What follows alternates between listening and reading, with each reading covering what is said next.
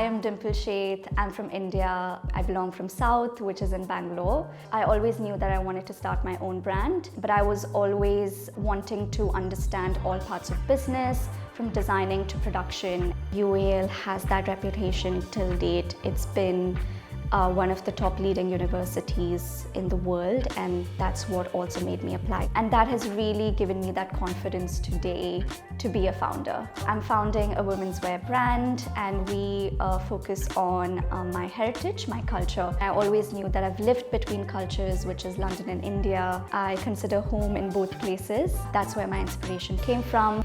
Networking is slightly different for me. I do believe in taking your time, really understanding who you are, what you want to do, and be really clear in terms of who can really mentor you and who can really guide you. Post-graduation, the job that I was in really helped me build my strong relationships. I really got to apply my practical knowledge, my theoretical knowledge, which I studied, into the practical world, which was in the industry. There has been no better gift for me